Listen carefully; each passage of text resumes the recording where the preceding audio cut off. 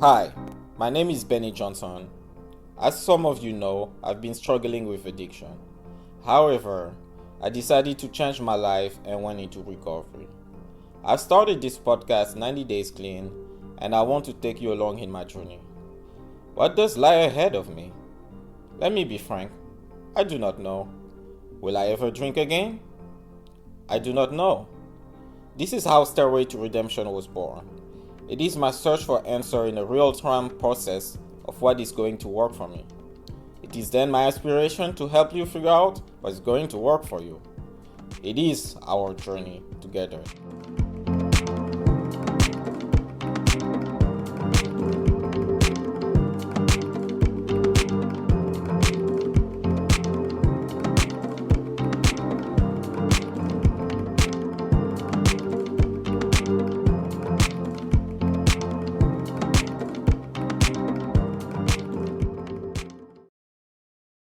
All right. Welcome back to another episode of Stairway to Redemption.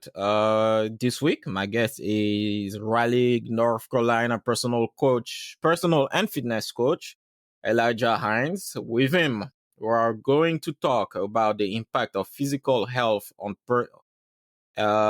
personal development. We're going to talk also about his views on dieting.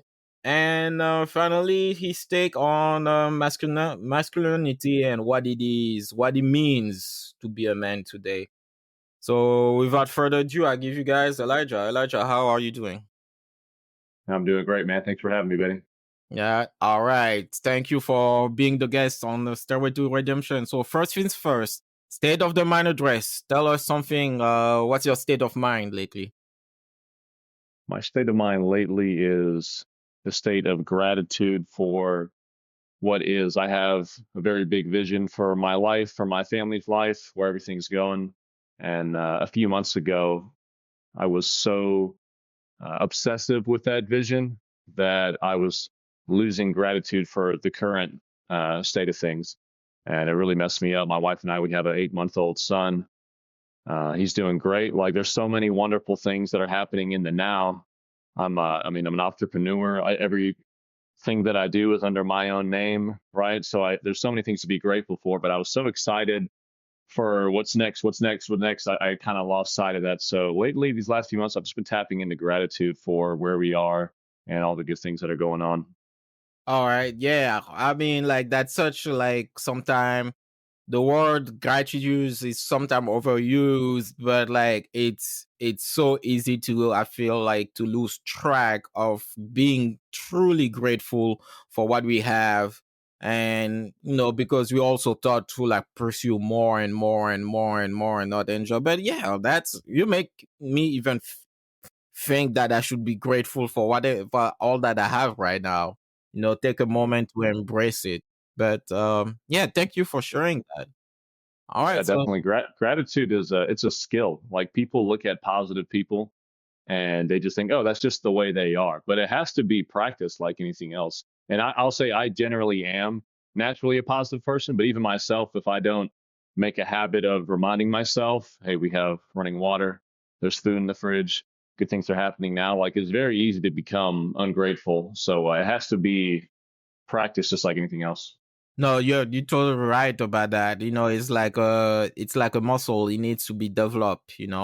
Because it's easy to think. Like I think you said it in an interview I read about you.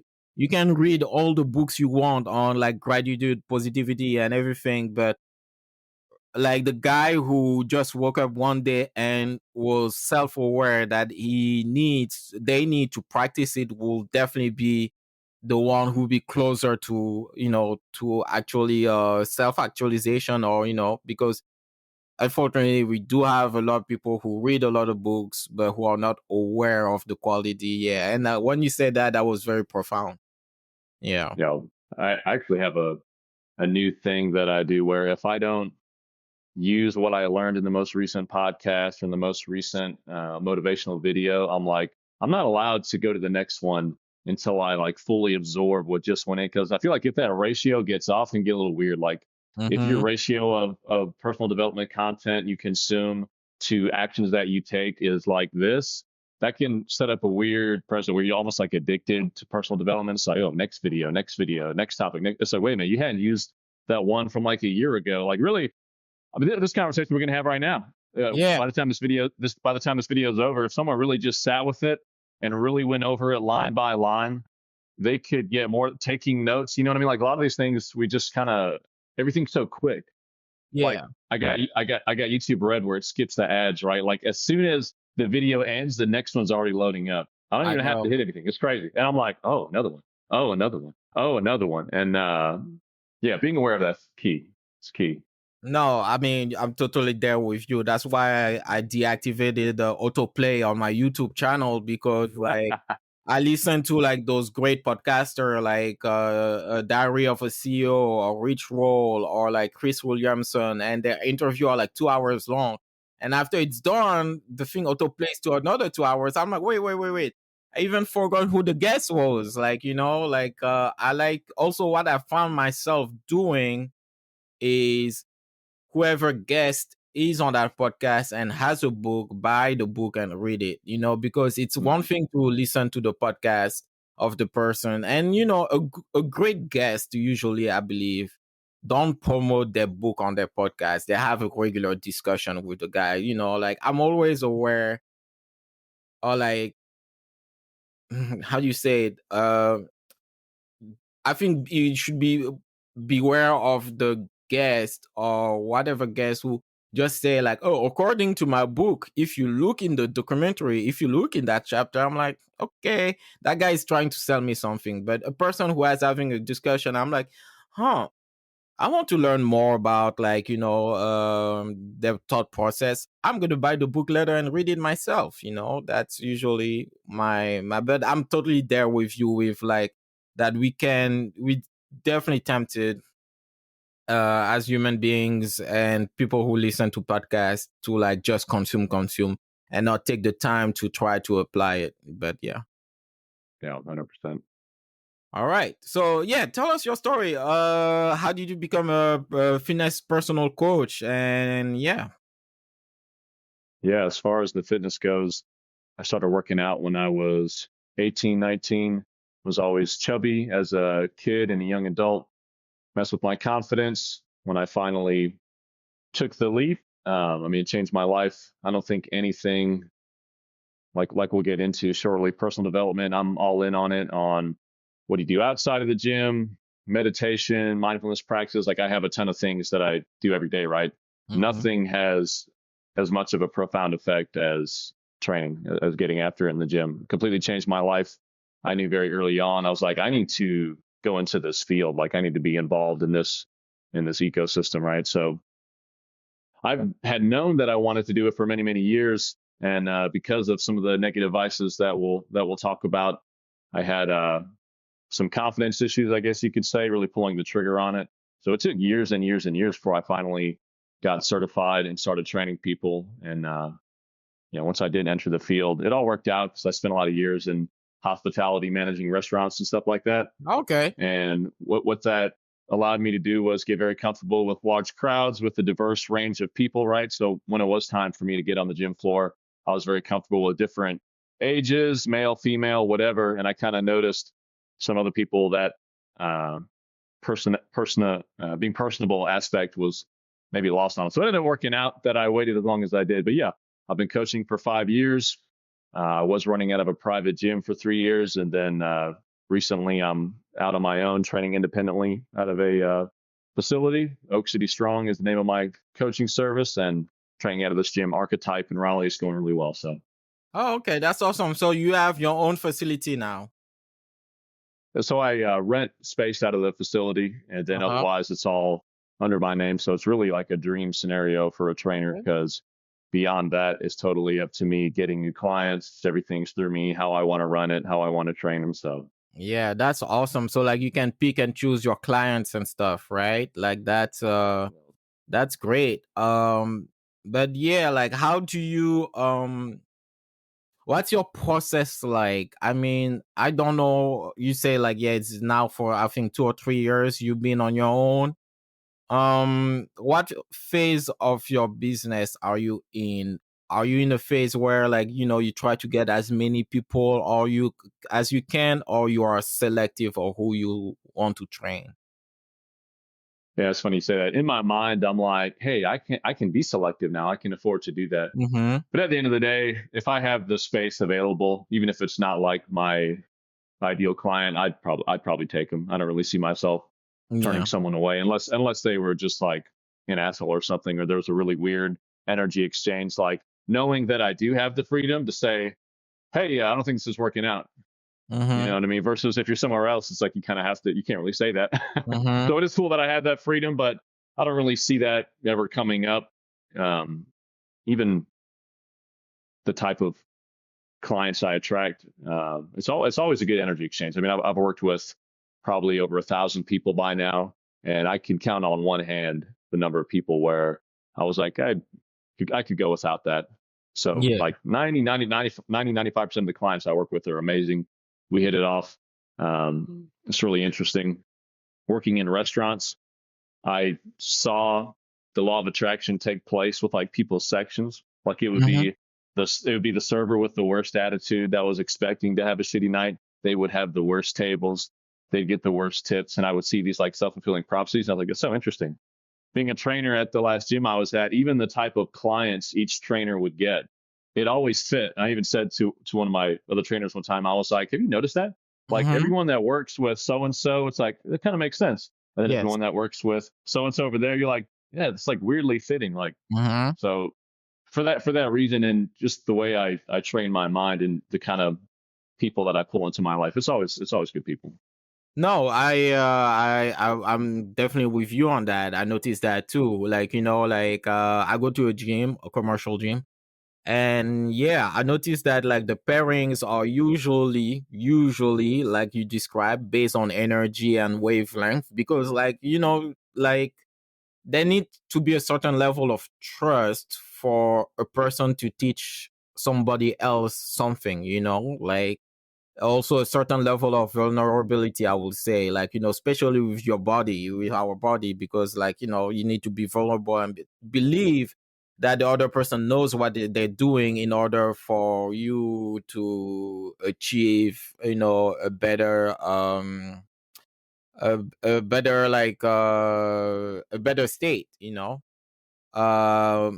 but like it's funny you say that about the energy and like the people, the matching, because my next question is around that. Like, I don't know how it was when you were like working in the gym, but I feel like the fitness community now is run by extremists. Like, you have on one side the people who are like, oh, I want to lift heavy to build my brand, or like, to build my brand on social media, or to have this deal, to have record myself, and, those like extreme, like influencers, right? We go. And on the other side, you have the people who vent the merits of body positivity to the extent of accepting unhealthy weights, like, Hmm. but I want to know what's your take first on the people who, let's take one extreme first, the people who are like all about building their brand, their social media presence, want to be influencers. What's your experience with that? Yeah, it's tough because at the end of the day, it works. Like when you're scrolling, you're not sitting there like really analyzing, do I like this? I do, I'll stay, or I'm okay. Like we're going so fast. Yeah. So when you see something eye catching, like just a freak of nature, right? If they're Mm-hmm. well up into the 200 pounds and they're lean and veins are popping up through the neck and they're doing Yeah. something crazy, like you're way more likely to stop than if they look, kind of average. Even the way I train, I know is kind of like to my detriment as far as getting views and stuff. Like I do everything really Mm-hmm. slow and controlled. All my pull ups are always dead hang, pause at the bottom right. And then Mm-hmm. I'll see other people just kind of like bouncing in and out. And for the sake of seeing it on camera and being like, oh, you're kind of like moving with it. Like I know my shit would look a little better if I use like worse technique, but I'm Mm-hmm. like, fuck it. I have values. I know what works best. Like I'm not gonna do something goofy on camera and then train a different way, which I know there's a lot of that. Like you'll see these hot chicks and they're like, ooh, Yeah. ooh, like, and it's like, there's no way that's a hard set. There's no I way. know. Like, if that is your real workout, then you're leaving gains on the table, or you're doing that for the camera. Then after the camera's off, she's like, I got to go work out for real. So something's Yes. going on there. But yeah, it's really interesting. So, I mean, as far as lifting heavy, I'm all about it. I mean, Yeah. as far as getting after it, and as long as the reps are quality, I'm definitely not anti heavyweight or anything. Mhm. But yeah, it is interesting state of affairs. No, but you're right on the money, and I think we share the same position here. Like, I believe there are like some people who go to the gym to record, have the record set to make it like catchy, popping. Like even with some edit, some shake camera and stuff. Like the girls who want to like, oh, I'm working on back, and then the camera is focused on their ass. Like I'm like, they do pull lat downs, man. Pull lat downs. It's supposed to be focused on the shoulder, but somehow the ass is on the picture. I don't get it. Like we're gonna talk about that later because I think like it has to do with the community. But like yeah, there's definitely I do believe that some people because like those people look great. So I wonder myself, when do they really work out? Like because what they're doing, like you said, they must be leaving gain on the table. But like what about the other side of that coin? The people who are like all about I feel like nowadays it's a bit risky to even with celebrities who are like overweight to tell them, yeah, she's a great singer, but hey man, she doesn't have a healthy weight. Like I'm not if she's comfortable if that singer is comfortable in that weight, power to her. But to say that like she's great, she's healthy, no, like well, what's your stance on that when people want to promote like body positivity to the point of unhealthiness? It's fucking crazy. Yeah. It's not positive. Yeah. Being in worse health is inherently negative. Yeah. Even the phrase of it is completely insane. But it's kind of funny talking about lifting heavy and then the body positivity aspect. Like for me, back in the day, I had gotten so addicted to lifting heavy. I got really into powerlifting training. Mhm. I got into like Mark Ripito strength training, gallon of milk a day. And I always struggled putting on good weight and actually like being pretty muscular. So I was like, this must be the way. Like basically, I had convinced myself as a natural, the only way to get freaky, big, and strong is just to throw being lean out the window and just eat as much as you can and get as big as possible. And I did. I got freaking huge. I got like up to 219, 23% body fat. So it was a very soft, doughy 219. It wasn't some veins popping situation, right? Yeah. But I was so focused on the lifting heavy that I was willing to look past what was in the mirror. And I was like, yeah, but who cares? Like, we're getting after it. I'm still working out, health consequences. I think they're so far away. It's out of sight, out of mind. If Mhm. your doctor was calling you every week saying, no, seriously, this is a problem. Your blood pressure's off, your cholesterol. If it was a weekly reminder, it'd be like, oh man, I can't escape this. But it's so out of sight, out of mind. You do your doctor visit, they're not going to pressure you. They're going to say you Yeah. should probably lose some weight, and then you see them again in a year, and they're like, well, you should probably lose some weight. Yeah. It's too far away. So for me, the health thing wasn't really a concern. And I do see a lot of that in the lifting Mhm. community. I see a lot, and again, I literally did it, so I can only judge so much. But now that I'm on the other side of it, I feel like I woke up from a bad dream. So I'm like, Mhm. why did I allow myself to look so terrible? Like, forget the health stuff. I looked terrible. I looked awful. I'm spending all this time in the gym. I'm even tracking my calories, so it's not a total lack of discipline with tracking one. And I was manually logging in 4,000 calories and 500 grams of carbs. Like the numbers were absurd, and all just chasing some heavy lifts. And lifting heavy is fun. It's very exciting. Getting new 100 Mhm. maxes on squats and deadlifts, all that stuff. I still love it.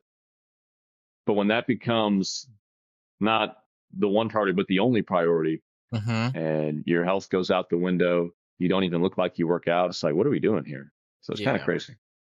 Yeah, that's true. So like how would you approach, somebody that or client, and no matter how much they can lift, but you look at them and you're like, yo, you're not healthy. Like what's the best approach to convey to somebody that they're not healthy?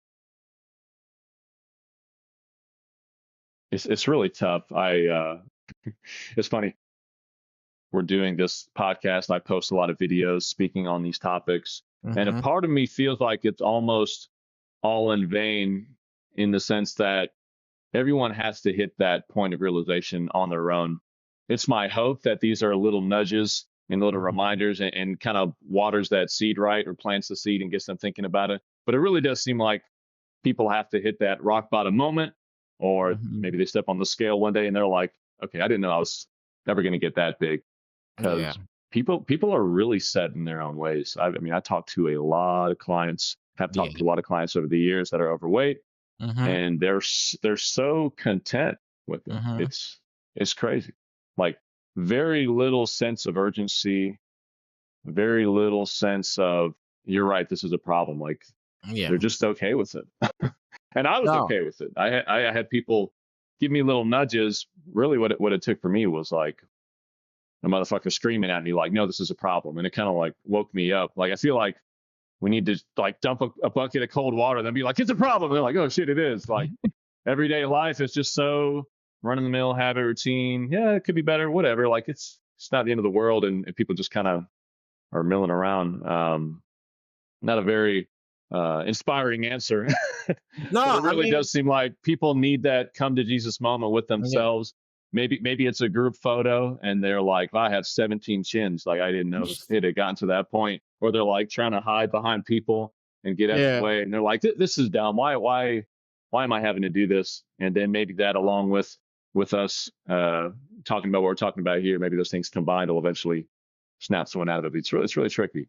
No, yeah, it is a tricky because I'm thinking about it too. Like, I think it has to be a mixed combination. First, I think it depends of the degree of affinity you have with the person you want to wake up. Like, that's why sometimes I'm like, is a trainer the best person? Because depending on the degree of affinity between a trainer and the client, the trainer, the honesty level will switch too.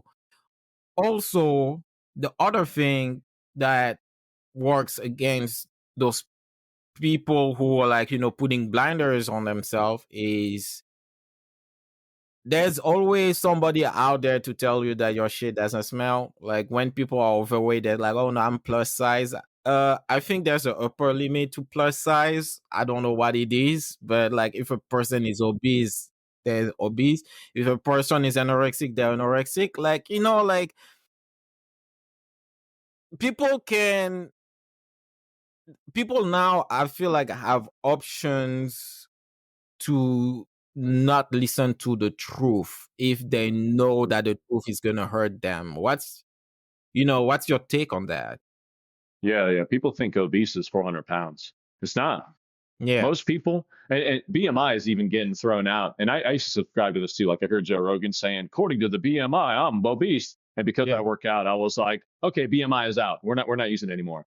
90% of people, BMI is still legit. But you would have to be bursting out the seams with lean mass for it to actually be off. So most people, based on your sex, your height, and your age, Yeah. there's a range, exactly like you said. Underweight, that's no Mhm. good. Good weight, okay, that's good. And overweight. Yeah. But they think overweight is my 600-pound life, like food addiction, donuts, and milkshakes. Like, well, I'm not that bad. Yeah. It's like, you don't even have to be that heavy to start getting some of these negative health outcomes later in life, and to technically be obese. I don't think it's as crazy as people think it is. But even that, charts, ratings, Mhm. grades, all that stuff, people have an issue with.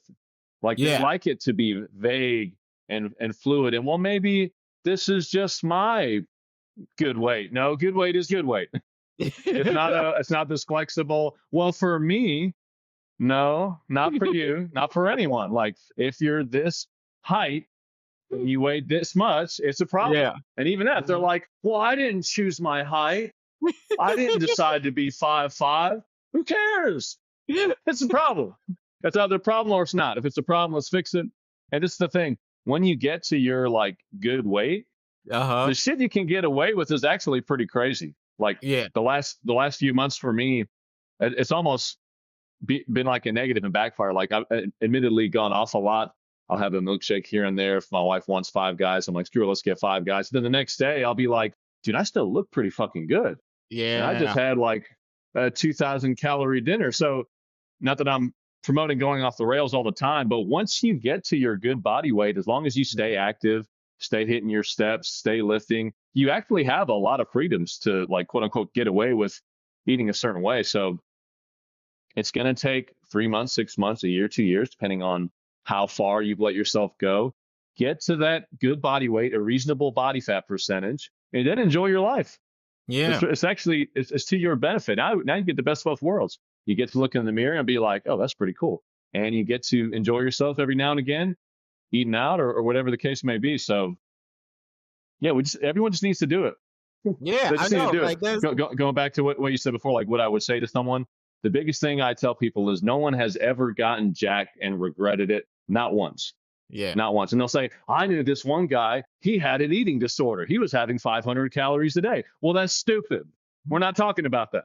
We're not talking about making terrible decisions to like get to this body weight. We're talking about intelligent macros, intelligent training, Mhm. intelligent cardio, not cardio 3 hours a day and you're starving, just your normal amount, 30 to 45 minutes, Yeah. 2 to 5 times a week. Like what's required is not that crazy, but people look at extremes and they say, I don't know if I want to sign up for all that. But Yeah, then you sign up for that in the exactly. first place. No, you're right. Like people look at extreme as, oh no, I don't want to do that. When like the perfect answer is somewhere in the middle. People, that's what I said earlier. Like I feel like the community is run by extremists. But like before we come back to the fitness stuff, like you talk about balance and stuff. So let's talk about alcohol and drugs. So what your relationship is with alcohol? Yeah, not non-existent right now. I'm glad to say. Okay. Um, I stopped drinking early 2023. Mm-hmm. I want to say it was January or February. Pretty sure it was February. And for me, I didn't. The reason I can't remember it to the T, I didn't make it this like flag in the mountaintop. I'm sober now, sobriety, yada yada yada. I just knew that it had been a problem for way too long, and I was losing a lot of weight. Mm-hmm. I saw how hard it was to lose weight with it in my system, even occasional on the weekends. So I walked away from it. But before that, for many, many years, I was always torn on consuming. I was like, is this the best thing? I say I really care about the gym and my results. And I know for a fact, it's not a opinion, it's not a theory, 100% fact, it is taking away from anyone's efforts in the gym, right? And then I would still do it. Yeah. And then I would be hungover, have a shitty workout. If I had a really shitty workout, now I'm definitely drinking because now I'm pissed because I'm addicted to working out and having good workouts. So now Yeah. I'm like going to the ABC store while pre-workout's still in my system because I'm pissed that I didn't get my lift or whatever. And then that night I'll be lit up, drawing on the whiteboard like my next master plan. I'm like, this will be the best 12-week program ever. Like it was a crazy, psychotic, vicious cycle. Mm-hmm. And it was a big part of leaning even harder into personal development, walking away from it, just thinking, if I'm so torn about it, that's really the answer right there. I'm never torn about doing something nice for my wife. I never have mixed feelings about getting after in the gym. Oh, do I really want to have a great workout? Like positive things that are inherently positive. We don't second guess. We don't overthink it. We don't have these mixed feelings. When it came to alcohol, I almost always had mixed feelings. So my own struggles with it, even when it was at an extreme. It wasn't me waking up in a ditch. What happened? And the cops are there. It never got to that point because, like I said, I've been in the gym for a decade, so there was always enough of a deterrent Mm-hmm. where it didn't get that crazy. But even still, I mean, it was certainly a big contributor to why I got up to 219 in the first place.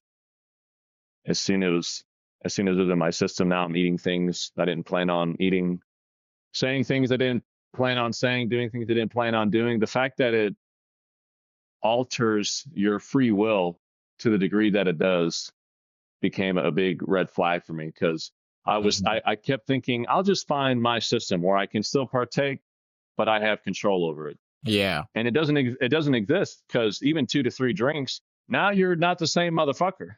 You can have the best intentions in the world. 2 to 3 drinks in, now they're different. Now you're like maybe 4 drinks, maybe 5 drinks, and then it's off to the races. So man, yeah, it is inherently negative. Mhm. It's inherently negative, and even that distinction for me made it a lot easier to walk away from it. Because when I could see the good, the positive aspects, there was always a reason not to, a reason to partake, a reason not to, a reason to partake. Once I decided this shit is just negative, it's bad, it's poison, it's taking away from my life, it Yeah. became a lot easier to walk away from it. So, like, when you say that sobriety is a superpower, what superpower do you have now? What's something that you can do now that, like, you were not able to do when you were mixing both? Zero hangovers is great. Oh yeah. Ah, shit. Having a 100% guarantee that I'll never have a hangover again is freaking great. So that's one big one. I mean, those days when I would wake up holding an ice pack to the head and knowing deep down the only thing that's going to fix this is drinking again, which is fucked up, but that is true. Like when you're Yeah. really off, Uh that huh. first drink the next day, you're like, okay, I feel better now. So no hangovers is very advantageous. The clarity that I have Mhm. when it comes to where my life is headed, just decision making, I have more clarity than ever. Obviously, better weight, better health, better workouts. Um, I have an addictive personality anyway. So when that substance was removed from my life, now I have even more of this addictive energy to give to the weight room, to give to building my personal brand, to give Mhm. to being a better father and being a better husband. So it's this resource is now like flooding these other areas of my life. I mean, the advantages and the superpowers, we could go on and on. It's just inherently advantageous not to have poison in your system that's slowing you down. I get up at 3:30 a.m. every single day. There's no way that would happen if I Yeah. was partaking in alcohol. There's no freaking way. I might do it sometimes, but 7 days a week, absolutely not. 3 a.m. So Sunday. I get, Yeah. Hell no. Like that's yeah. crazy. So just from a productivity standpoint, I get so much more done, and I'm actually seeing a wave of popularity and sobriety for that region alone. And I actually think Mhm. that's really good because, like I said, I wasn't the guy waking up in the ditch. People that did have that history and share their message, I think it helps other people that are that extreme with it. But I think Mhm. people that are in that kind of gray area in the middle, we need a message to get to them because a lot of people partake someone reasonably and they think, Mhm. I have control over this. It's really not that big of a negative. It might not be. It might not be a massive, massive detriment in their life. Would they be better without it? 100%. Every single person on planet Earth would objectively be better off mentally, emotionally, physically without it. So I think more people like myself and other entrepreneurs and other hustlers that are just saying, hey, I'm just a little sharper without it. So I'm going to go without.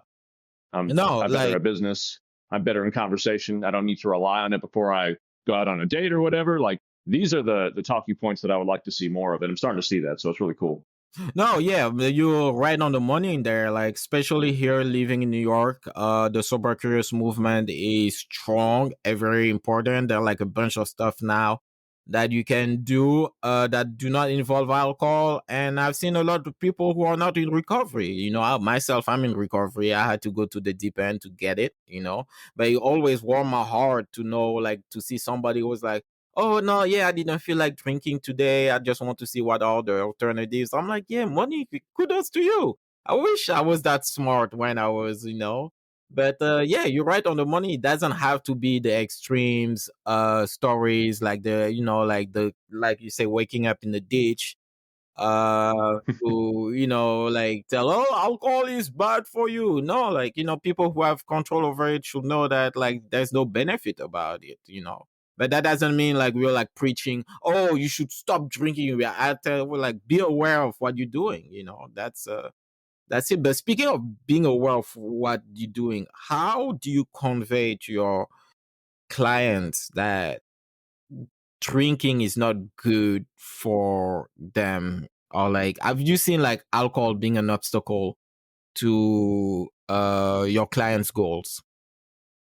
No, it's definitely an obstacle to a lot of my clients' goals. Yeah. As far as how to convey it, I use the same example as no one's ever regretted being jacked. Yeah. Every single motherfucker on planet Earth that's sober says their life only got better. Mm-hmm. They might still miss it. I still miss it. I have dreams about drinking sometimes. Some freaking like Patron Anejo, where it just feels like it's from the gods and it's going down. It's warm. You're like, oh my god. Like Woo! I still think about it. I do. I'm not even one of those. Oh, it doesn't taste good. You just want to get drunk. It tastes pretty good. there's a lot of there's a lot of liquors and beers that I'm like, fuck, that is the best tasting thing I've ever had in my life. Yeah. Yeah. But it's still negative, right? So Yeah. people that used to partake to varying degrees, the guy in the ditch, the guy that had too much on the weekends, and even the social drinker that would just have a little bit sometimes. All of them say their lives have gotten better since they stopped partaking. How is that not irrefutable evidence that you would also be better off without it? Do you really think you're so unique and special? For me, I would actually be worse off. So I will continue to partake. A lot of it's ego. They think I'm the special flower. I can get away with it. I'm so smart. I've thought about it from all the angles. I've figured out it's actually better in my life. Uh-huh. So I'm going to keep doing it. So a lot of it's ego. But even that, though, like people that still partake, they're not going to be as tapped into these conversations. They're not going to be as tapped into groups of sober people that talk about it, Mhm. because everyone that's talking about it are talking about it with other people that are already on the other side of it. Yeah. It's great. We get to motivate each other and keep each other on the path. That's Mm-hmm. wonderful. What I'm trying to figure out currently now is how to reach those people that are not on this side of things yet, and just point out how positive it is in a way that really conveys it and makes them believe. But again, kind of like the other thing before, it's really just watering the seed. I mean, no one's going to change until they're ready. And I mean, even that, they'll say, "Yeah, I know I'll stop one of these days, but Yeah. just not today." But when you do change, you'll be better. Mm-hmm. Probably. No, no, probably. We're speaking in yes and no. Yeah. Yes. So for sure you would be better, but you don't want to do it today. You want to wait. Yeah. Yeah. So I try. That's one approach I do like to take, is just to hit them with logic, just Yeah. Yeah. rational logic, Mhm. not emotional, not. But it's fun. If you think about it, the motivators to drink are very emotional and childish. Like really, Yes. the only upside is that it's fun. Like that is the upside, is that it's fun, you're a little looser, laugh a little louder, have a better time. And then there's this mountain of very cold, hard, rational reasons not to.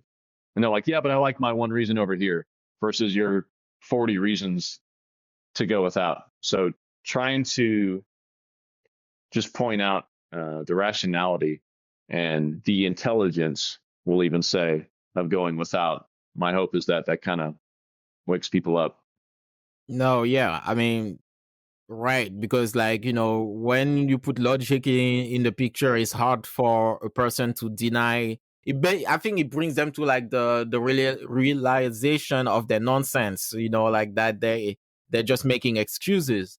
And to further your point here, I don't know if you noticed, but I don't know you in Raleigh, where I don't know how the gyms are in Raleigh, but my gym is pretty empty on a Friday night. Like, what's up with that? Like, you see the same guys working out every day, but Friday afternoon, there's nobody at the gym. And I'm like, every every day of the week, the afternoon is packed except Friday afternoon. And made me think, so what are you guys working out for? Like, uh that brings me to question, like,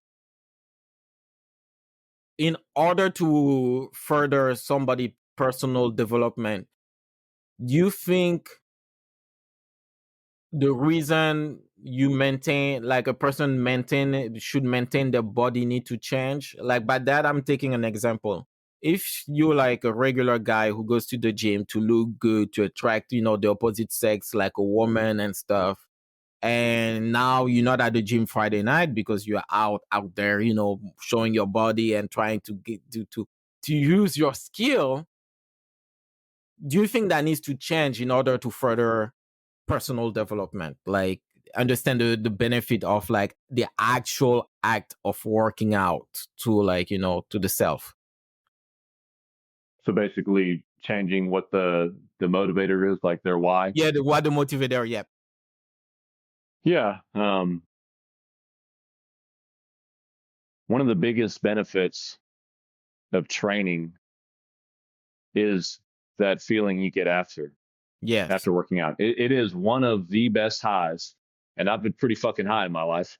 It's Mm-hmm. one of the best highs on planet Earth is after an amazing workout. And guess what? There's no downsides. So it's one of the best highs. It's one of the best feelings of euphoria. I don't know if you saw this reel got popular like 10 months ago of this chick talking about you're literally releasing, they're calling them hope molecules or happy hope hormones when you work Yeah. out. Like it's crazy. Like our body's this pharmaceutical industry, right? Mm-hmm. And it releases these amazing chemicals with no downside. And then you're going to go to these places, to these events where you can feel pretty good, but there's massive downsides. That's my ethos with personal development is looking at things in those metrics. Mm-hmm. Is it good for me? Is it great for me? And there's no downsides. Let's just really invest into that. Does this feel good, but there's massive downsides? Well, that would be a great option if I hate myself. Yeah. That would be a great option if I'm not intelligent. That would be a great option if I like minusing myself, like thinking in plus and minus, good and bad, helping or hurting. This is what changed my life, and it makes things so obvious and so clear. But like we were saying earlier, that's kind of the problem in today's world is we like fluid. Maybe it's different. Yeah. Maybe I want to do this, and it's okay for me. It's like let's just draw a line in the sand. And these things that don't come with downsides, let's do more of those. And these things that do come with downsides, let's do way less, if not go completely without. As far as the social aspect, I have a lot of empathy for the Mm-hmm. fact that if you want a robust, exciting social life, it is out on the town. Friday night, Saturday. I used to go out every single night, Monday through Sunday. I mean, every single night I was out. And now it's the exact opposite. I Yeah. hang out with my wife and son. I hang out with my clients. That's about it. So I don't have the best social success story for after I stopped drinking. I Yeah. got even more friends and more real connections. I'm sure more of that's coming later down the road. Like at the end of the day, this is still somewhat, I mean, me being, what is it, 18 months in now, I still look at that as like a new recent thing. I don't think of it as I'm this lifelong sobriety cat. I'm still kind of in the early stages. So I'm sure that'll change over time. But I get it that when I went without, my social circle massively dwindled. The Yeah. things that there were to do massively dwindled. Like when you think about meeting someone, it's Mm-hmm. almost always for a drink. Even if it's Yes. not at night, if it's just during the day, hey, let's go get a beer. Let's go do a whatever. And when you take that away, it's like, what are we gonna do? And do I even want to do it with you anymore if there's no drinks? Because usually we get loose and chop it up and we can talk about some nonsense, but because you feel good, it's easy to enjoy the conversation. When you're stone cold sober, it's like, I think I got better shit to do than this right now. I'm actually good. Well, we can talk on the phone, but I mean, that's kind of where I'm at. No, but like that's true. That makes me want to ask you this question. So like how did you come to the realization what how did you come in term with that part of it, that like the social, life will like dwindle a little bit, and because it's fair to say that you're not miserable, you're pretty happy. I mean, to me at least, you Happier than look ever. happy. Yeah. 100% But happier like than ever. You know, it's so hard to make somebody understand that. Like that's why me personally, I'm gonna answer my own question for a minute. Like the motivator for me needs to change, because if your motivator for is to look good for somebody else or to get external validation, yes, you might get that high immediately, so but it's not gonna last, because then now it's almost as if that person is wasting that high to compromise themselves with external validation. For me, in order to stay sober in my recovery, I need to be spiritually fit. And I think in order to be spiritually fit, the body needs to follow. That's why I do boxing, kickboxing, and I work out because like here's my mindset during the day. I wake up, I work out, I feel good about myself. Since I feel good about myself, I'm gonna meditate. I'm like, yeah, the meditation is gonna be great. I'm gonna read my book. I'm gonna feel great, and it has to be in tandem. I could not imagine. I feel like how I felt different if my motivation was, yeah, I'm gonna learn all those moves so I can impress a girl at the gym. Like I don't think I will be as serene or at peace with myself. Like, what do you think? No, I agree. I will say someone can have maybe a silly motivator Yeah. to work out. If it gets them in the gym, I count that as a positive. If someone Okay. wants this to be hot, if someone wants to be hot, as long as if that's what gets them in the gym, and otherwise they wouldn't be in the gym, at least they're in the Hmm. gym getting after it. And the more that becomes a part of their everyday life, the motivation might change. Maybe now it's, oh, I want to lift this certain amount, or maybe now they found this other discipline in the weight room or different style of training. Oh, I want to get better at that. Like the reason we all started in the gym might be completely different than the reason we go now, but because we Hmm. had that first reason is the reason we're at where we're at now. So as long as it gets someone in the weight room, I'd say it's positive. But yeah, being too externally focused, I will say that probably is the reason a lot of people fall on and off. I've seen a Yeah. lot of people get in pretty good shape, or maybe they achieve what they think is pretty decent lifting wise, Mhm. and then the care starts to fall off, or they just stop going because in their mind they've arrived. Like, at the end of the day, lifting is for life. I'll lift until I literally can't. Mm. I will lift until I literally cannot pick up a weight. It's for life. So whatever gets people towards that path, I'd say that's positive. No, I agree with you. Like, I mean, sometimes it bothers me when I see the initial, but like, I'm like, hopefully they're gonna stay around for another better reason. I mean, even with martial art, a few of the people who are in my class who train with me and stuff got in there just because MMA they want to fuck somebody up, and I'm like, this is not what martial art is about, man. Like in my head, but then they start learning it, and I was like, yo, this is chess. I'm like, yeah, now you're starting seeing the light, baby. Like, come, Yep. yeah, Yeah. Yeah. yeah. Yeah. They see the reasoning, the philosophy behind it. Like the Buddhist teaching, the monks, and they're like, oh wow, I had no idea. But to come to your point, yeah, like whatever gets your foot to the door, I agree.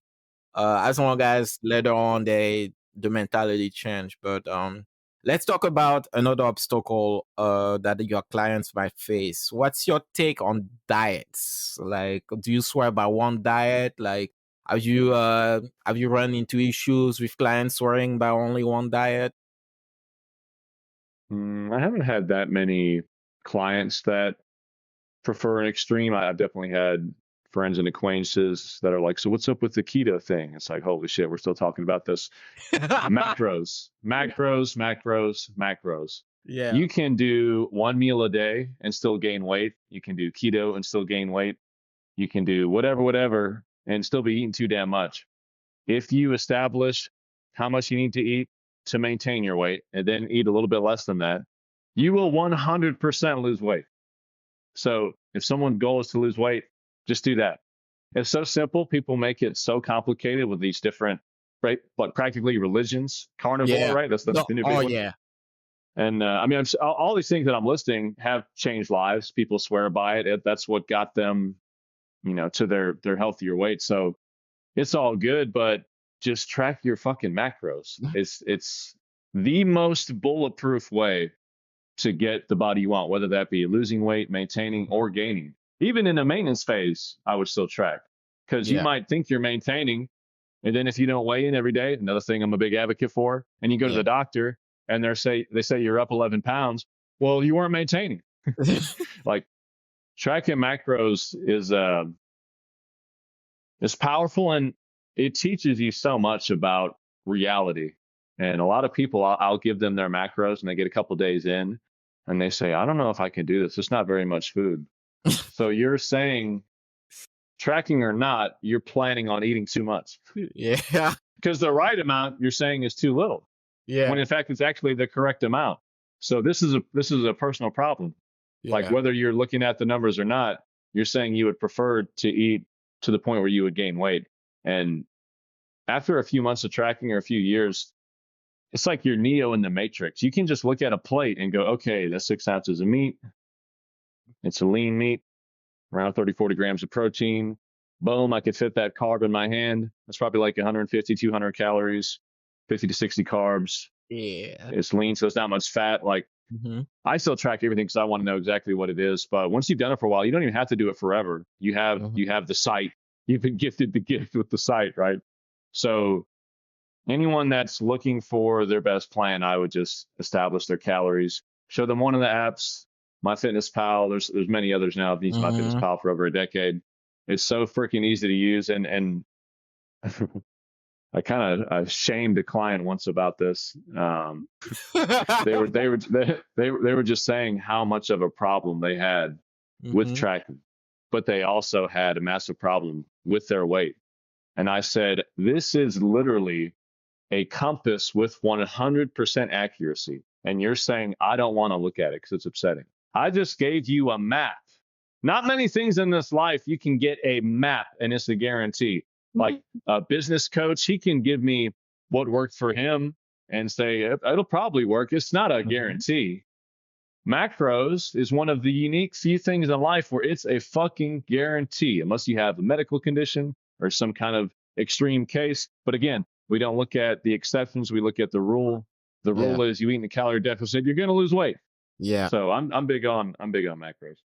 No, you know what's funny? I don't track my macros. I track I mean the only macro is sugar.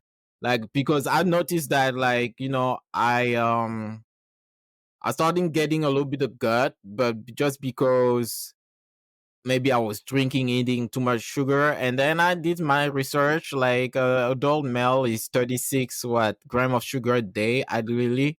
And then some of the things I was eating was like 20 gram of sugar, and I was, like, oh, so that can is the 20 gram, or like and stuff. So like that's what I kind of keep track of personally. But are you? Yeah. Do you think there's such a thing as over tracking? Like being obsessive with, because I don't weigh myself in every day, like maybe once a week. But like is there like a dangerous attitude, like I'm try to weigh both position, Yeah. but so Yeah. yeah. Mm-hmm. I was getting some flack the other day on one of my TikToks. This guy was like, weighing in every day seems kind of obsessive. Yeah. And I was like, the way I train is obsessive. The way I eat is obsessive. Weighing in every day takes 3 seconds. I stand on the scale in my boxers, I look down, and I write it down on the calendar. It takes very little effort. And once Mm-hmm. it's as habitual as brushing your teeth, I don't think of it as like this extra step. Mm-hmm. It's very, very minimal effort. But can it be obsessive? I mean, definitely. I would say it depends on where the client or where the person is at. What's the result they're looking for? I'm big on macros because I like the best. The supplements I take, they're the best. The way I train my clients, it's the best. If I want to get a certain kind of physique, I'm tracking my macros because it's the best. But you're talking about sugar. People can just apply principles, like not an extreme elimination diet to the point where it's carnivore, but they'll say, okay, I'm not going to have added sugars. I'm not going to have alcohol. Mm-hmm. I'm going to have vegetables with every meal. And if it, is a certain size, like if I have my normal dinner plate and I go out to eat and it's what would take 3 of those plates to have, I know it's too much. Like, you can certainly just have some general rules, apply those, and get an amazing result. 100%. Yeah. Every meal has protein versus counting every gram. It's going to get you pretty freaking close. It's going Yeah. to get you pretty close to your goal. But for me, I like the extreme, and I even like the challenges that come with it. A lot of people, they'll kind of freak out and say, I just don't know if I can do this. To me, I just look at that as more personal development. This is Yeah. the test. Can I do it again? Can I look at each of those numbers get filled out, know that, wow, okay, my day is done. It's literally done. If I want to pull off this goal I said I wanted to pull off, or I could go off the plan and show my brain, show my own mind that it's actually not that serious of a goal for me. I like Yeah. putting myself in that fire and testing myself. But I have a client, he's jacked right now. He's just got, he did a second diet. We got him really lean. He did a Mm-hmm. slight surplus, bulked up a little bit. He's now lean again, but a little heavier. So, um, like objective muscle gain, right? And he's cracking.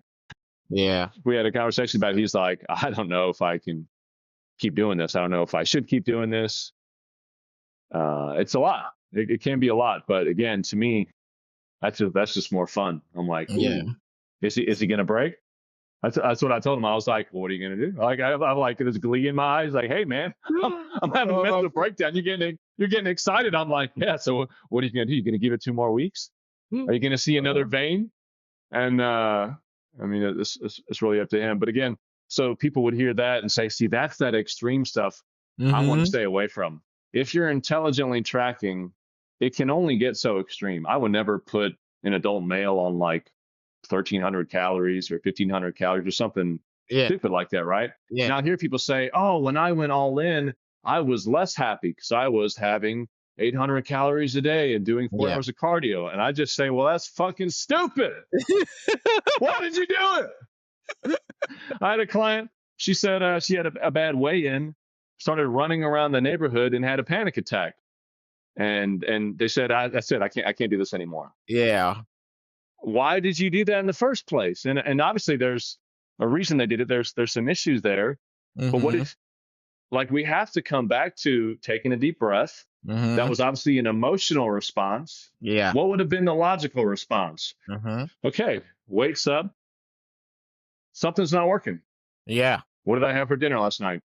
Did I go off my plan?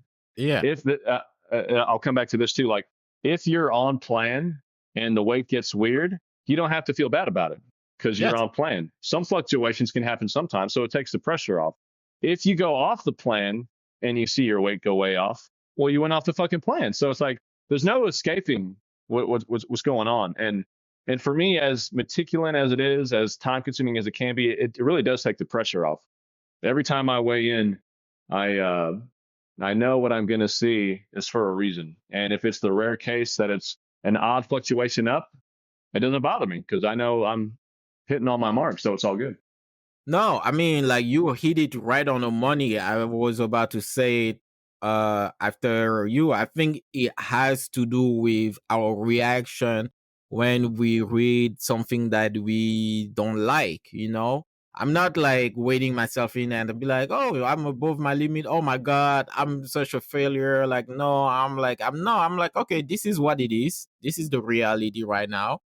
How do we fix it? That means like maybe I ate too much, you know, like being so centered and realistic and having a appropriate reaction to an event.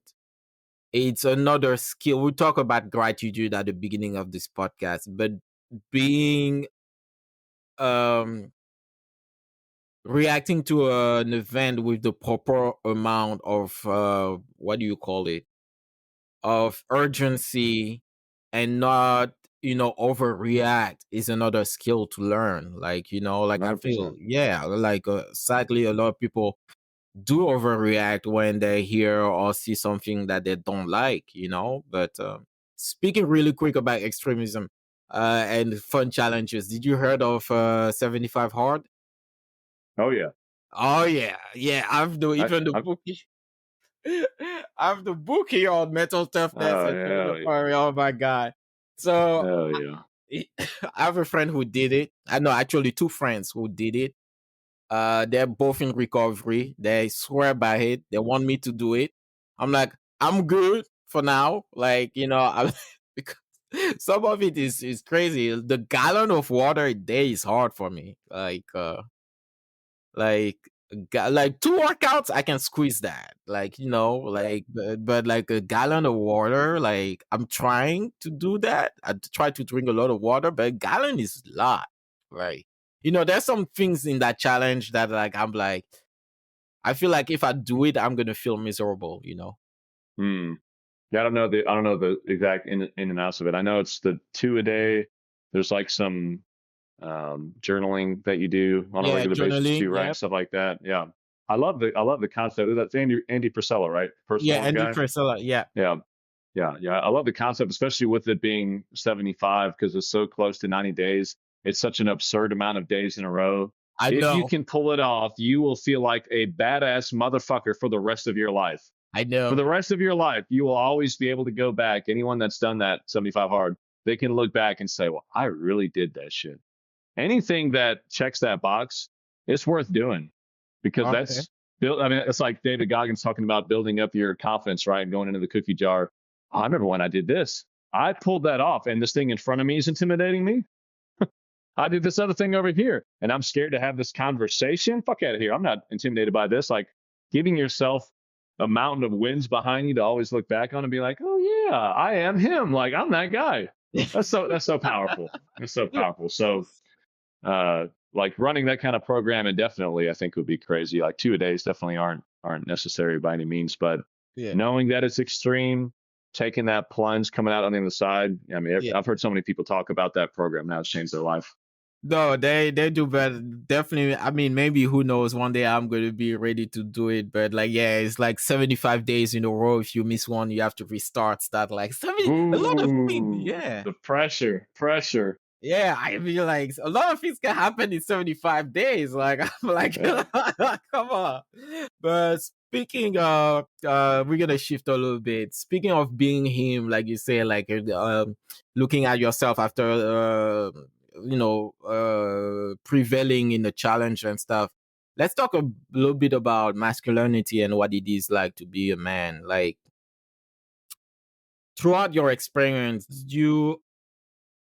okay, let's start with a question, simple question. For you, what does toxic masculinity mean?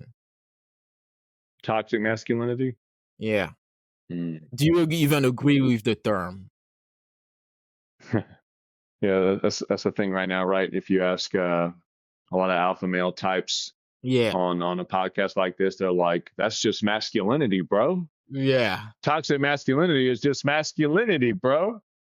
I can see both sides. I mean, the ultimate toxic male would be a guy running around on his chick, right? Cheating, letting his dick run the show. Um, Purely narcissistic, just doing whatever he wants 24/7, burning people, you know, at getting what he needs at others' expense. I mean, there's definitely toxic traits that can happen, right? Hmm. I do think that term has gotten to the point now where if a guy works out, takes care of himself, does things that are just positive, people are like, I don't know, it seems like that might be that toxic masculine shit. It's like, what? What? Yeah. A dude's pumping iron, he's loving his life, he feels good, he looks good. That's toxic. What are you talking about? So Yeah. it's definitely gotten a little bizarre.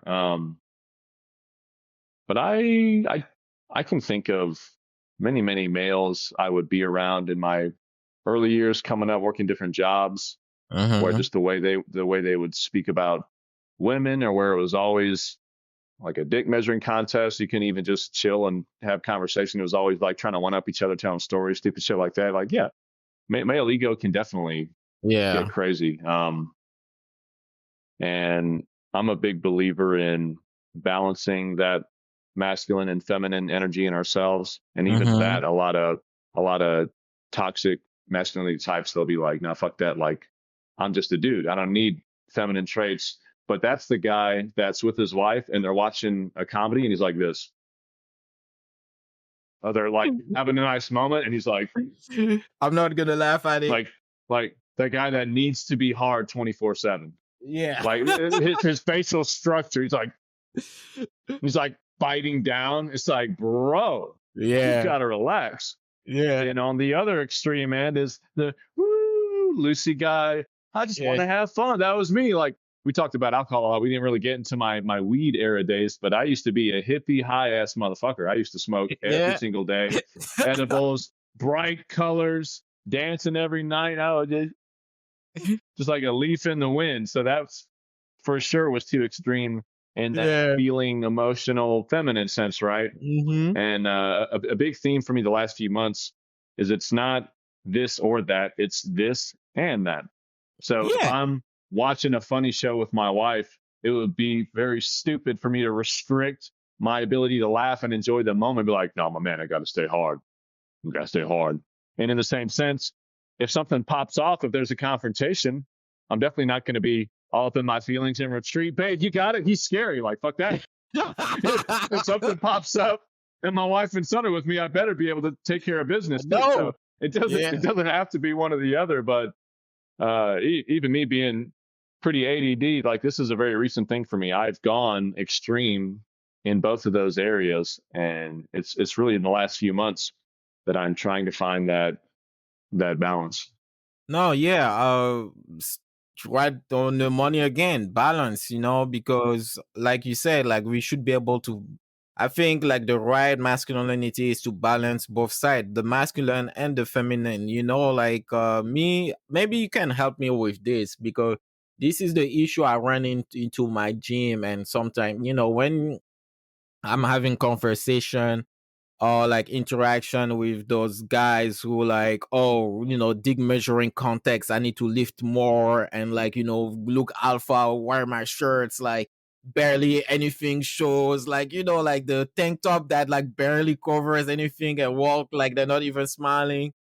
And me, most of the time at the gym, I don't really lift weights. I'm not on the best way. I don't use the machine. I do a lot of boxing, kickboxing, and stuff. And there were like several instances where I'm in the corner, I have my bags, I'm boxing the bag, and then there's one guy who will walk close to me and lift up his shirt against the mirror, and I stop for a second. I look at the room. There are mirrors all over.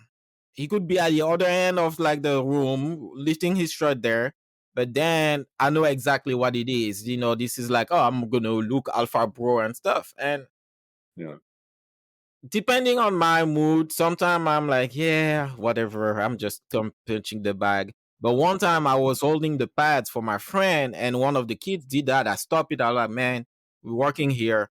You have to move the other side. Saying it firm, keeping my cool, but I know exactly what you're doing. Move. And he was like, oh, my bad. Like,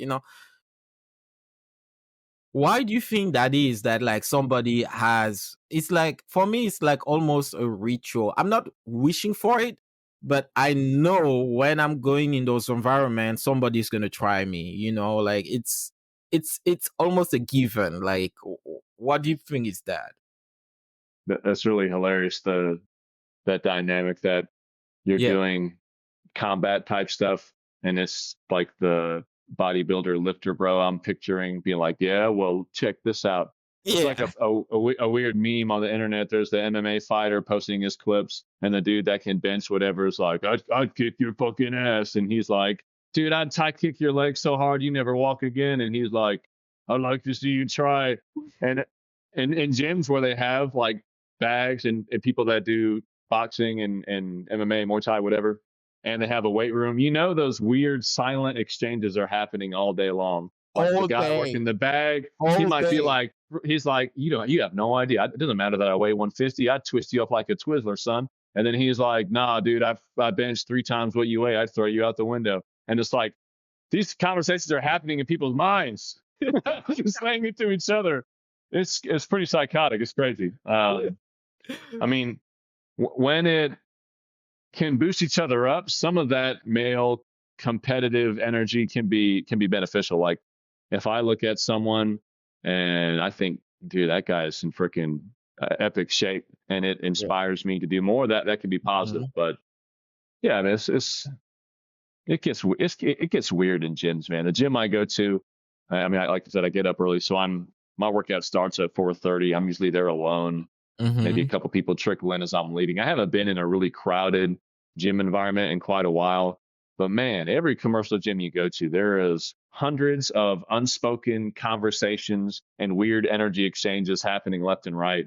And I'm kind Yeah. of intuitive person, and I pick up on that, and I'm like, this feels so weird. Like I gotta get out of here. But yeah, it's pretty interesting that No, that whole scene. no, you're right, and like I feel so vindicated for you for like share, agreeing with me on that because like yeah, those are silent conversations that happen. We know what's going on. Nobody say thing, but it's happening, and like you look at the guy. But I do have friends over there that I really like, and they're all like, they don't box. We respect each other's craft, but there's some guys who like Mm. they're like there to like for a pissing contest. Like sometimes I hold pads for a young kid one time, and he was zero technique, all about power to as if like he wanted to hurt me for me, like, oh you're hitting too hard.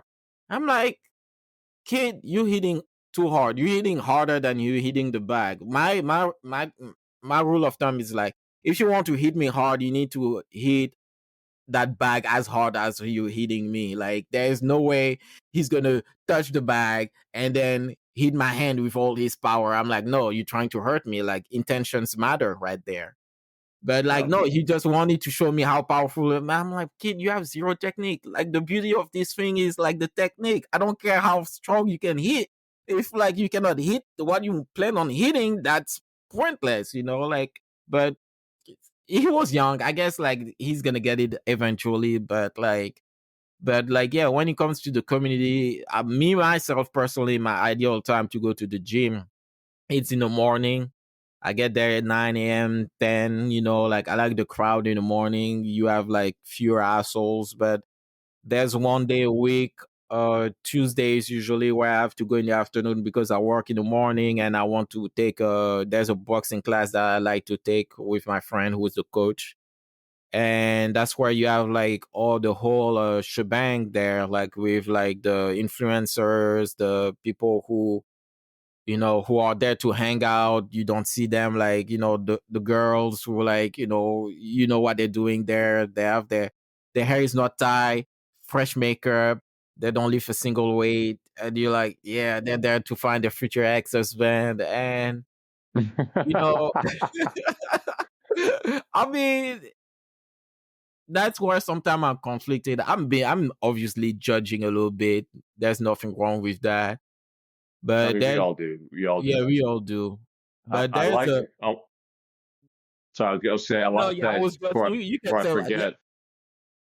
No, I yeah, like that you said the craft. Like that's a big thing. There's so many different disciplines when it comes to training and working out, mhm, but they're all fucking hard. And when the CrossFit guy can respect the bodybuilder can respect the powerlifter, that's when the energy exchanges are really nice. I yeah, don't plan on competing in powerlifting, um, but I know what it takes as far as the preparation, the patience. I have nothing but respect for those cats. And yeah, the best thing that they could do is look at the bodybuilder and say, man, that kind of rigorous dieting and that monotonous training day in, day out. And then that bodybuilder should be able to look at the CrossFitter and say, hey, it might not be my preferred way to train, but they're sweating buckets and they're here every day. They're getting after it. Like that's the sweet spot. And then we can still have that level of competitive competitiveness with each other, but there's this admiration too. And now it's a really good energy exchange. So like, hey, what's up, man? We've been working hard. You're doing your yeah, thing. I'm doing my thing. Let's go get after it in our own lanes, right? But we always want to think our lane is the best lane. It's that yeah, ego again. The way I do things is the best way. So it's the MMA guy that's like, this dude's just bending his arms back and forth, lifting weights. Like, this is stupid. And then the guy lifting is like, when are you even going to get in a street fight? Just get over here and do some curls. It's like, let's just respect that this person chose that lane. You're in this lane. We're all getting after it. We're all getting better. Let's just enjoy the yeah. process. No, I mean it's definitely true, and you kind of answer. But my last question that I had for you, like there's definitely the importance of a community in the fitness world. The fitness community is great, you know, but like I said before, it's run by zealots. So like, sometimes you have the influencer, the people with different motives, the people who are there like to find their significant other, like what will be that might be too broad of a question, but what's your ideal fitness community when you go to a gym and the people you want to see, the do's and the don'ts? Like, how would you, if you were to create it from scratch, like, how would it look Mhm. like? Ideal fitness community. Everyone is focused on their own workout. I see more people. I mean, I record a lot of my sets. I Mm-hmm. post my workout to Instagram every single day, so I'm not anti recording or anti some of the influencer practices, but everyone's focused on their workout. They're focused on quality. They're focused on getting better every day. And everyone they see, they say, hey, if you need anything, I'm here. Hopefully, it's the same for you to me. Let's all just get better. Um, yeah, it's not that hard. It Yeah, shouldn't be it's that not. hard. It should be that crazy. And one thing I'll say, we're talking about the silent conversations. I've been in my head judging someone in the gym, and then within 3 seconds of actually speaking to them, I go, "Wow, they're actually really nice. Yeah. They're actually really pleasant." Like this version of them I had in my mind, just Uh-huh. I hear the sound of their voice for the first time, and I instantly feel like an asshole. I'm like, "That's actually a really good guy." And he's like, Yeah. "Hey man, let me know if you ever need a spot."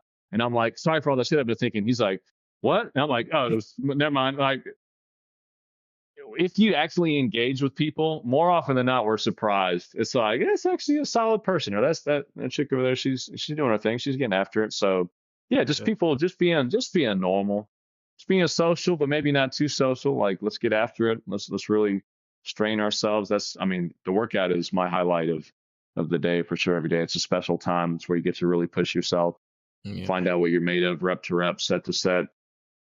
It's a special place, and anything negative or toxic, whether it's self deprecating on yourself, hating on Mhm. other people in the room, those energies are picked up on. I used to see it all the time. People would say, no one's watching you. Stop worrying about it. That's not true. Yeah. Or they say, no one's judging you. They're not even looking. Don't, they are. They are. Don't worry about it. Like, still do your thing, but they are Yeah. judging. But even that cat that might be looking at you funny, I guarantee if you rolled up on him and just said, "Oh, hey, I'm Benny, by the way. Nice to meet you, man. I've seen you in here. You're doing your thing." I bet he'll look at you different, Yeah. right? So just being normal. No, I mean, yeah, you're right. I have a saying, energy never lies. Like, like, yeah, those So people, they're good. looking and stuff, but like you said, because like, it's funny you said about the guy that you even think about because, you think about it, like, yeah, he's probably an asshole. It happened to me recently. There are like a bunch of cops who come and work at the gym, like, like, and they all have like those like boys like cow haircut. Like, I'm like, look at that guy with that crazy haircut. He looks like a cop, and he was a cop. I'm like, the guy. I mean, if you could drew a cop, like you ask a guy to draw a cop, he's that guy that like like typical cop face looking like police officer and stuff. But he's a nice guy. But at first I was like, yeah, that guy is such, yeah, like look at him, man. Like, and after he started wearing like his uniform, like, or like they have like an association of blue cops. It's not Blue Lives Matter. That's another one that they wear sometime. And I was like, yeah, like we made eye contact. He's a nice guy actually. But yeah, I've been on the other side of it too. But um, yeah, like you said, it's about energy. It's about like talking. Speaking of talking really quick, like what are the do's and don't? My don't is don't talk to me in the middle of a set because I'm counting my head or I have a Yeah. timer. And also, if you want to give advice, because I was given advice by somebody that was when it came to, so the story is this. So there was a time I was on the bag boxing and I was working on the technique, and this guy who come and give me advice, he not only stopped me in the middle of my round, but the advice was so like empty that it made me think that like that guy said that for other motives. Like, I'm gonna come back to the story, but like it was basically, oh, you need to turn when you send that punch. I'm like, man, I'm already turning, and I knew what I was doing, and the advice was empty. And when I look at the man and I saw him box later, I was like, oh yeah, I get it. He's a middle-aged man, probably, I'm speculating, but probably suffering of like a midlife crisis. His technique was terrible. He was crossing his feet all the time, but he wanted to be there to give, advice to a guy. And I see him do it again to somebody else who's much better than I am. He was like, "Yeah, man, like if you do this." I'm like, I'm sorry. Even talking about it pissed me off. But like for me, those are the don't. Like if you want to give advice to somebody, make sure like your advice is valid and also catch them at the appropriate time. What do you think about those? It's almost impossible to do. I'm a coach, right? So Mm-hmm. you could say I would be in the right to roll up on someone and say, "Hey, are you doing this pull down for your lats?" Yes. Oh, well, if you do it like this, you'll get better lat engagement. Like you could say I'm in the position to give advice, and even then, it would never go. It would never go well unless it's a friend. If it's someone that I already have an established relationship with, and like we Yeah. go to the gym together, that's very different. A complete stranger a complete stranger dude rolling up on another dude in the middle of a workout saying you should do this.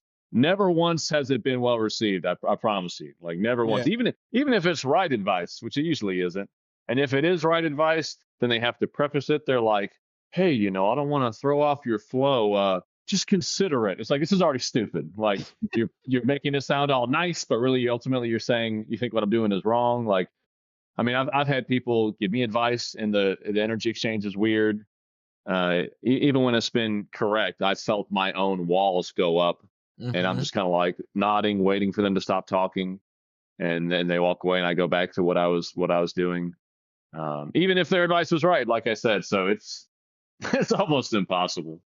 And for me, I just try and make my presence as a coach known, even if it's a gym that I'm not training people out of. Like if they follow my social, I'm like, hey, they know I'm a trainer. If they need something, they'll come to me. I mean, there's a I mean, I see wild shit every day. Every gym has wild shit going on it I do. every single day. Curls that end with the arms halfway down, just crazy, ugly technique and stuff. And I mean, it really makes me want to gouge my eyes out. But if I rolled up on them and I was like, "Hey, if you get a better result if you did this," I already know it's not going to be well received. So it Yeah. would be a waste of my time. Yeah, I get it. I get it. All right. All right. Well, what a wonderful conversation we had. Yeah, so this is the end of this interview. I like to end with giving you the floor, like what do you have going on, where we can find you, and I'm gonna also add your social to the description. So, all right, the floor is yours. Awesome. Yeah. So Oak City Strong. I'm most active on Instagram, but I'm on all the major platforms: TikTok, Facebook, YouTube. Oak City Strong. It's my coaching service. I coach people in person here in Raleigh, North Carolina, and then my online coaching. It's training, it's nutrition, and it's also mindset. Going deeper into some of the topics that Benny and I talked about here today. A lot of people work out, they eat their Chipotle, and then they have horrible habits outside of the gym. Maybe they still drink. Maybe they're still looking at that nasty shit on the internet. You know what I'm saying? Like the workouts are great. It puts you on the path, but it's not the be all end all. And that last aspect, the mindset, that's where I really want to um, take the space and help a lot of these cats out because I see it in people's eyes. I mean, you're talking about some of these bizarre characters in the gym. Like there's so many people, they have some good things going for them, but their negative internal dialogue is still messing them up. Their self-talk is still messing themselves up. Their habits outside of the gym are messing themselves up. Those are the things that I really want to help people with just as much as the training and the diet. So that's what I do. Mhm. All right, yeah, that's definitely a great mission to have, I would say. All right, so I'm gonna add the description. No, I'm gonna add your social and where we can find you in this description of this episode. And guys, I will see you in a few weeks. Bye.